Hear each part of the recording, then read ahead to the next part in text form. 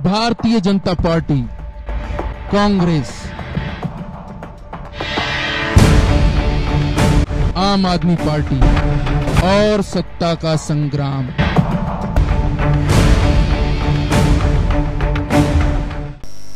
नमस्कार, आप देख रहे हैं न्यूज लाइव हैथवे पर हमारी खास पेशकश, जिसका नाम है सत्ता का संग्राम।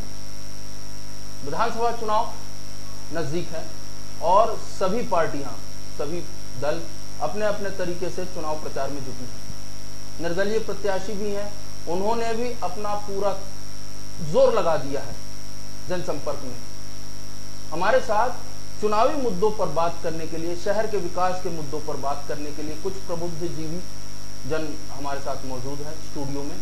सबसे पहले हमारे साथ समाज सेवी और सिंधी नौजवान मंडल के अध्यक्ष रूपेश खूबचंदानी जी पहुंचे हुए हैं। इसके अलावा निर्दलीय प्रत्याशी के रूप में चुनाव लड़ने जा रहे संदीप नायक एडवोकेट हमारे साथ मौजूद हैं, और हमारे साथ मौजूद हैं भाजपा से वरिष्ठ नेता अभिषेक ताम्रकार, जो हाल में पार्षद भी हैं। मैं इन सब मेहमानों से बारी बारी बात करूंगा। सबसे पहले मैं इनका एक एक व्यू ले लूं, एक एक मिनट का व्यू लूंगा मैं। सबसे पहले हमारे बीच में आम आदमी के रूप में आज मौजूद है जनसेवक और समाज सेवी रूपेश खूबचंदानी जी। मैं उनसे पूछना चाहता हूं कि सर, माहौल क्या है, मुड़वारा विधानसभा क्षेत्र का माहौल क्या है, जनता क्या चाहती है, उनका मूड क्या है, और आपका खुद का अपना व्यू क्या है चुनाव को लेकर। सर देखिए, इस बार जो चुनाव हो रहा है वो पार्टी बेस पर और कैंडिडेट के ऊपर ज़्यादा है जी।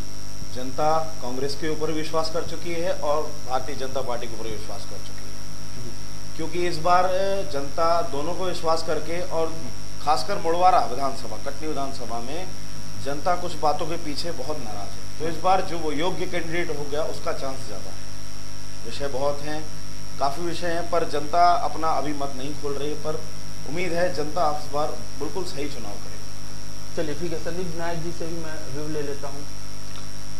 जी बोलिए सर। मेरा विषय ये है कि जो प्रदेश में भाजपा सरकार बैठी हुई है, इस भाजपा सरकार ने जो जो भ्रष्टाचार हो रहे हैं, जैसे कि आप बिजली के बिल देख सकते हैं कि एक समय ऐसा आया था कि लगभग सारे लोगों के बिजली के बिल इतने अत्यधिक आए थे कि हर व्यक्ति, हर गरीब व्यक्ति, हर मध्यम वर्ग परिवार का व्यक्ति एमपीबी में जाके लाइन लगा के अपने बिल सुधरवा रहा था। कहीं कोई सुनवाई नहीं हो रही थी, कुछ नहीं हो रही थी।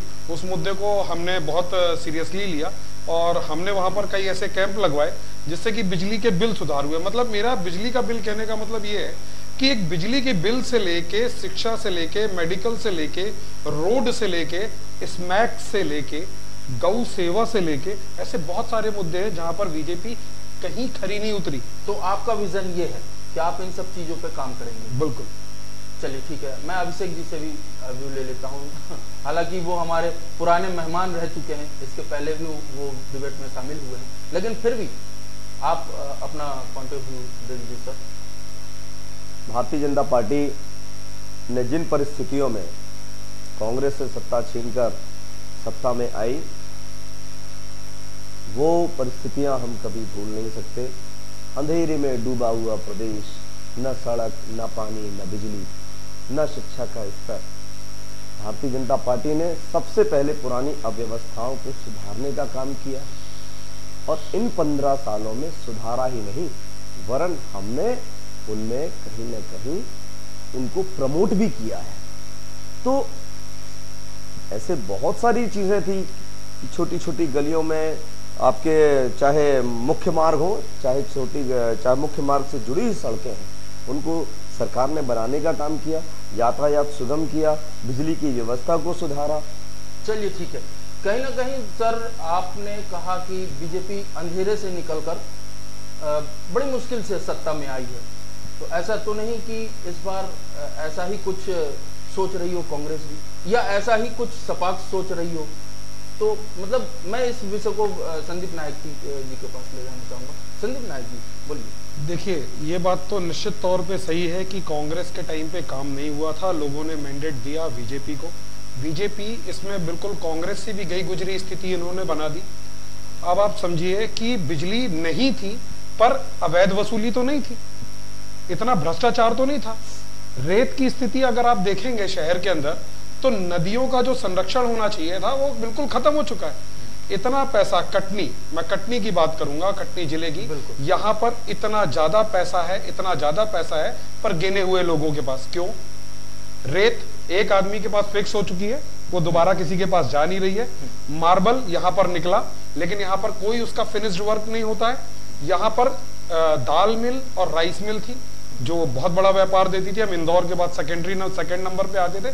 पिछले 15 सालों में ही क्यों व्यापार ठप हुआ? 2% टैक्स और 20 पैसे निराश्रित। दाल पे टैक्स लगता है, महाराष्ट्र में टैक्स नहीं है, छत्तीसगढ़ में टैक्स नहीं है, उत्तर प्रदेश में टैक्स नहीं है। क्या इतना पैसा कितना पैसा बीजेपी सरकार चाहती हमसे?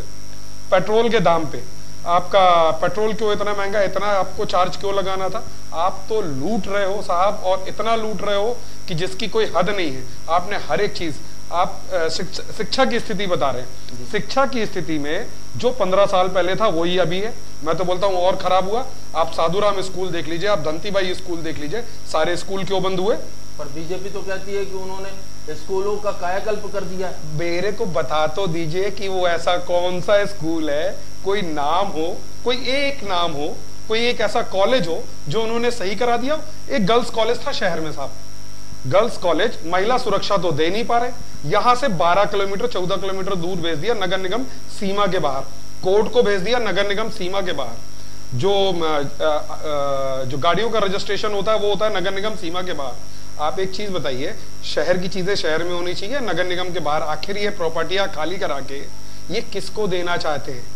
चलिए, मेरे बीच में समाज सेवी रुपेश खूबचंदानी जी भी हैं, मैं उनसे प्रतिक्रिया लेना चाहूंगा, उनसे पूछना चाहूंगा कि क्या बीजेपी के शासनकाल में आपने अपने आप को सही महसूस किया? ये जायज है कहना कि विकास कार्य हुए? जो जैसा कि संदीप नायक जी आरोप लगा रहे हैं, आप अपना मन बताइए। विकास कार्य जो भी हुए हैं वो शहर के बाहर हुए हैं जी। मुड़वारा विधानसभा की बेसिक चीजें ही विधानसभा में नहीं मिली जी। आज मिशन चौक पुल इतना दुखदायी होता है, रोज 2 से 4 बजे तक वहां जाम लगता है। बार्सले स्कूल की जब छोटे बच्चों की छुट्टी होती है, वहां पुलिस द्वारा वहां पे यातायात रोका जाता है, पर वो वहां की बदतर स्थिति है। अंडर प्रोसेस चुनाव के पहले कहाँ थे? और उसके बाद आज भारतीय जनता पार्टी की सरकार तो 15 सालों से रेलवे उसके बाद माधवनगर के पट्टों की समस्या, माधवनगर पट्टों की समस्या में इतने आश्वासन मिले सिंधी समाज को, इतने आश्वासन मिले, पर आज तक कुछ नहीं हुआ।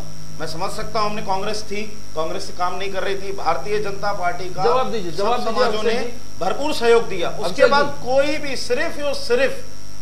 सिर्फ लॉलीपॉप मिला और कुछ भी नहीं मिला। अभिषेक जी जवाब दीजिए। असल में क्या है, खराब है।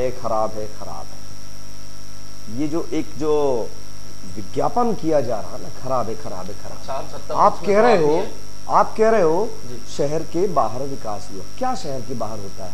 क्या आपका माधवनगर शहर में नहीं आता?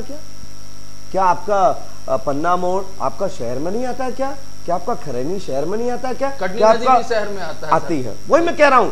अब हम बोलेंगे कि गुलवारा नदी का पुल बनाया तो क्या दोगे? कटनी नदी पुल। अब हम बोलेंगे घिनौची का पुल बनाया तो बोलेंगे कटनी नदी पुल। अब बोलेंगे आपका तिलक कॉलेज की रोड बनाया तो बोले कटनी। आपकी सुई एक ही जगह क्यों रुक जाती? हमारे काम में अगर आपको खामियां दिखती हैं तो क्या आप हमारे कार्यों के, अच्छे किए हुए कार्यों के, क्या आप हमें बधाई दोगे? आप और आप कह रहे हो माधवनगर में हमने पट्टे की व्यवस्था नहीं की। देखिए, माधवनगर की पट्टे की समस्या बहुत ही आसान मैटर नहीं है, ये खुद स्वयं सिंधी समाज भी जानता है। लेकिन एक बात बताइए, अगर हमारी मंशा नहीं होती, सिंधी समाज के लिए कल्याण की भावना नहीं होती, तो क्या हम वहां पर इतने बड़ी बड़ी लागतों की क्या सड़क बनाते? क्या आप चलिए मेरे साथ माधवनगर की ऐसी कोई सड़क नहीं है, ऐसी कोई भी गली नहीं है जहां पर सड़क नहीं है। इक्का दुक्का हो सकता है, लेकिन आप ये कह दो, सिरे से खारिज कर दो कि विकास ही नहीं हुआ, तो दिख ही नहीं रहा। अब हम ये कहेंगे कि आपने पता नहीं महाशय ऐसा कौन सा चश्मा लगा लिया है जिससे आपको विकास नहीं दिख रहा है। तो देखिए, जनता अंधी नहीं है जो हमको 3 बार से सरकार में लेकर आ रही है। आपको दिख रहा है? मुझे कहीं से विकास नहीं दिख रहा। क्या रोड बनवाना नहीं, क्या सिर्फ रोड बनवाना ही विकास है? आपको पता है कि 6,000 8,000 स्क्वायर फीट पे कई लोगों के कब्जे हैं। ऐसे वो गरीब लोग, वो सिंधी लोग जिन लोगों के पास जगह नहीं है। उल्लासनगर है, उल्लासनगर में सारी समस्या सॉल्व हुई कि नहीं हुई? करने की इच्छा नहीं है बीजेपी की, इसलिए नहीं कर रही। इनको वोट बैंक बना रखा है इन्होंने, इस कारण से कर रही है। इतने बड़े बड़े एरिया पे पूरी समस्या क्या प्रमाण है? क्या अरे बिल्कुल है, 900 स्क्वायर फीट जगह सबको बांटी गई है। अब मैं इस मंच के माध्यम से बोल रहा हूं कि हर एक सिंधी व्यक्ति को 1,800 स्क्वायर फीट जगह सबको उपलब्ध कराई जाएगी। हमारे यहाँ जमीन की कोई समस्या नहीं है। अरे इनको तो टेक्निकलिटी पता ही नहीं है। आज तक ये सिंधियों के लिए जमीन अलॉट ही नहीं करा पाए साहब। उसके लिए एक प्रोसेस होती है, थ्रू प्रोसेस आपको अभी तक जमीन अलॉट करा लेनी चाहिए थी। उसके पट्टों के लिए आवेदन मंगा लेने चाहिए थे और उस पर कार्रवाई कर देनी चाहिए थी। मुश्किल से मुश्किल 4 महीने का काम है। जब आप मकान बनवाने के लिए पैसा डिस्बर्स कर सकते हो, मुझे पता है मैं सरकार, अरे क्या मैं यहाँ रहता नहीं हूँ? क्या मैं कटनी का बासिंदा नहीं हूँ? क्या मैं पढ़ा लिखा नहीं? अरे बिल्कुल होगी। आप यहाँ पर जमीन मिलेगी, कलेक्टर साहब 1 दिन में जमीन अवेलेबल करा सकते हैं। आरआई महोदय उस पर नक्शा काट सकते हैं। जब बड़ी बड़ी कॉलोनियां 1 हफ्ते में बन सकती हैं, उस पे काम लग सकता है, तो क्या सिंधियों को जमीन नहीं मिल सकती? आपने क्यों नहीं करा लिया? सिंधियों की कांग्रेस की गवर्नमेंट ने क्यों नहीं कर दिया? अरे तो मैं बोल रहा हूँ, अभी तो आप हो, पिछले 15 सालों से आप बैठे हुए हो। पट्टे की समस्या छोड़िए, क्या कांग्रेस हमारे सिंधी समाज के भाइयों को क्या वहां पर मूलभूत आवश्यकता भी उपलब्ध नहीं करा सकती? 15 साल से तो बीजेपी बैठी हुई है। कराया ना हमने? नहीं, बिल्कुल नहीं कराया। सिर्फ रोड के नाम पे अगर इनको 15% कमीशन ना मिले तो रोड भी ना बने, तो वो हमारे रोड भी नहीं बनेगी वहां पर। हम लोगों ने किया है विकास। और मैं छोटा सा ब्रेक लेके आता हूं वापस, फिर इस चर्चा को आगे बढ़ाएंगे।